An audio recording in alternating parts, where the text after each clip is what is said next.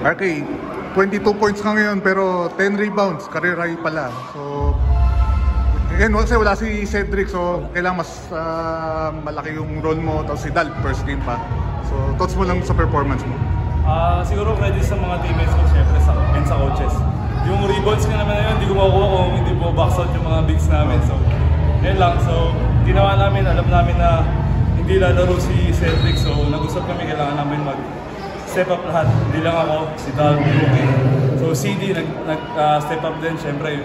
Nandiyan yung bench namin, si Jack and si DJ, Troy. Sabi ni Coach Jeff, ikaw na rin center sa next game. Yun nga pagkasabi nga nila sa loob, sabi agad ng mga bigs, credits for the bigs. Totoo naman po kasi yun nga, sila yung nag-box out, sila yung nag-focus sa bigs. So, nangyari, nakakakuha ko rebound dahil sa kanila. RK, siyempre, matagal ka ng playan ni Coach from Alaska, Converge, the states of Blackwater.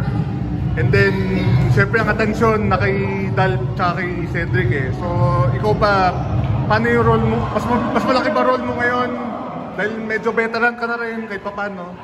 Siguro, para sa akin, mas okay yung mas na-hype yung mga ibang player. Kasi, like sa akin, sanay ako na under the radar lang ako eh. Yun yung sanay akong role. So, kumbaga ngayon, mas tumaas na yung role ko kasi medyo vets na nga yung tawag ni Coach Jeff sa akin. So, andito ako, ginagabayan ko rin si Dal. Kumbaga, para alam niya yung system ni Coach Jeff and maka-adjust siya agad.